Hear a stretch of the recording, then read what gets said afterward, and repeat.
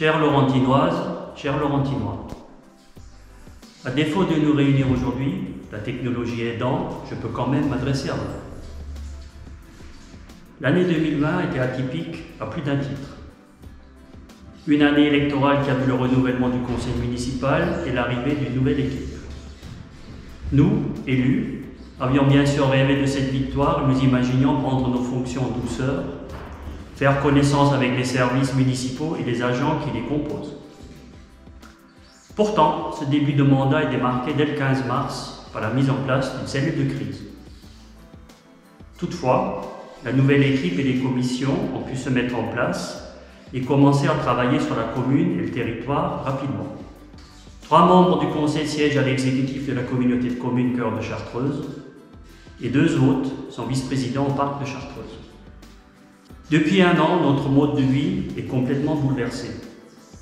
La nouvelle équipe municipale a dû se résoudre à laisser partir les élus sortants sans festivité, dans l'anonymat le plus complet. J'aimerais ici rendre hommage à Jean-Louis Monin, maire au long cours, et à travers lui, à toute son équipe.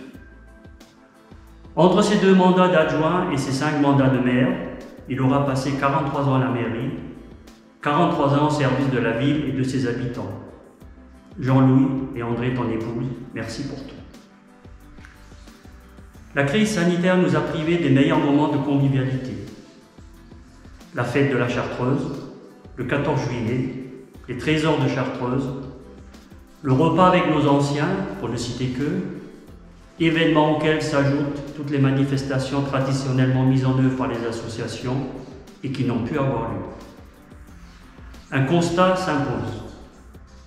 Les associations sont tellement plus que des organisateurs d'activités diverses et variées, les commerces et restaurants locaux plus que de simples acteurs économiques. Merci à vous tous pour ces efforts engagés durant cette période et celle à venir. Vous avez permis de maintenir le lien social, de continuer à faire de notre ville un endroit agréable à vivre où chacun d'entre nous trouve sa place, une ville où il fait bon vivre. La période a beaucoup sollicité les agents municipaux en leur demandant initiative et adaptation. Malgré la crise sanitaire, confinement ou pas, ils ont poursuivi leur travail. Les enfants ont été accueillis dans les écoles, une cantine a été aménagée dans la salle de fête en 48 heures. L'eau a continué à couler au robinet, la ville a été entretenue, les services de la mairie ont maintenu leur accueil, de gros travaux, tels que la rénovation des écoles, le changement de la passerelle du Guillet ont pu être réalisés malgré des calendriers d'entreprise très perturbés. Ces services sont devenus tellement habituels que nous ne les remarquons plus. Pourtant, croyez-le, toutes ces tâches ne se font pas tout seuls, il faut une bonne dose d'huile de coude. J'adresse ici les plus sincères remerciements aux agents de la ville, quel que soit leur service, et en même temps à tous les élus du conseil qui les accompagnent, en particulier aux adjoints et délégués, les membres du bureau. À toute chose, malheur est bon. À travers cette crise, nous avons redécouvert l'intérêt des services publics, qu'ils soient locaux ou d'État, avec une mention spéciale pour le personnel soignant. Nous pensons en premier lieu au personnel hospitalier, mais n'oublions pas les infirmières libérales qui, avec le personnel des associations de services à la personne, sont sur le terrain au plus près des malades ou des personnes fragiles. Mais laissons là le passé et tournons-nous vers l'avenir. Vous nous avez accordé votre confiance sur la base de notre programme. Ce programme, crise sanitaire ou pas, nous entendons bien de le réaliser. Plusieurs actions sont déjà entamées. La recherche de nouveaux médecins avance bien.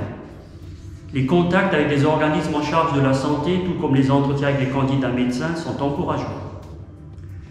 Il s'agit non seulement de trouver des nouveaux médecins, mais également d'élaborer un projet de santé pour le territoire. Les travaux de végétalisation de cours d'école vont démarrer à l'école de la Plaine et 2021 verra la fin du plan école avec essentiellement des changements de chaudière et l'installation d'une salle climatisée dans chaque pôle avec l'aide du conseil départemental.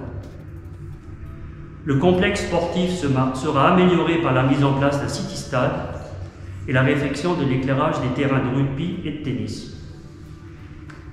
La rénovation de l'ancienne cure de Villette est proposée au contrat Ambition Région. L'église Saint-Bruno bénéficiera d'une importante intervention. Rénovation de la façade sud, menuiserie et charpente dans les 2 tours, reprise des vitraux. Ces travaux ont pour but de régler quelques désordres sur un ouvrage remarquable du patrimoine local. La commune sera maître d'ouvrage pour les travaux de réfection du pont Perron.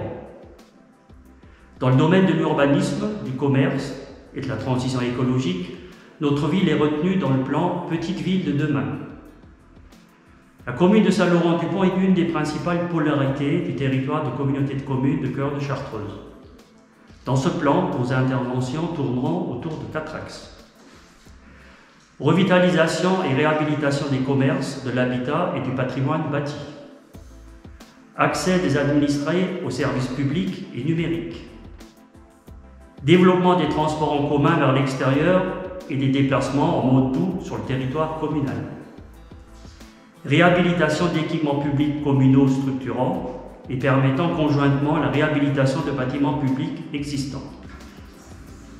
La commune souhaite engager tous ses efforts dans la perspective d'une transition écologique. Enfin, comme promis, nous allons lancer des réunions participatives concernant plusieurs sujets. La réflexion sur le pôle culturel, le développement des déplacements doux, la mise en sécurité des piétons et l'aménagement routier dans plusieurs quartiers. Chemin des Martins, route de Villette, sortie nord de la ville, gare routière du collège. Le programme d'animation 2021 est prêt. Nous le déroulerons et au besoin nous l'adapterons, comme l'an passé, aux conditions du moment. Nous avons aussi la ferme volonté d'innover dans le domaine culturel avec de nouvelles manifestations et des nouveaux partenaires. Nous continuerons bien évidemment de communiquer sur l'avancement de ces projets et au travers des supports de communication mis en place, la page Facebook, les bulletins papier dans les boîtes aux lettres, le panneau d'affichage lumineux, le site internet de la ville.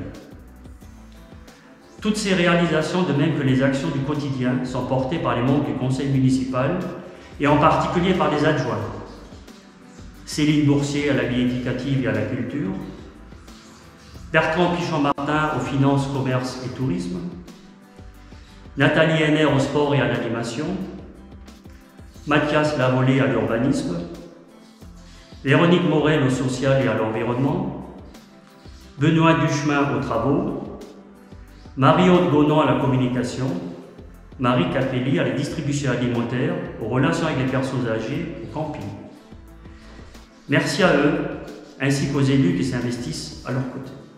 La période que nous vivons est aussi l'occasion de prendre durablement conscience des vraies valeurs humaines que nous connaissons tous, qui sont la bienveillance, l'amitié, la solidarité. La sortie de crise nécessitera encore du temps et nous devrons faire preuve collectivement de patience et de tolérance. L'arrivée des vaccins offre une véritable lueur d'espoir. C'est donc plein d'espoir et avec une volonté d'agir intacte que je vous souhaite, et avec moi l'ensemble du conseil municipal, une bonne et heureuse année.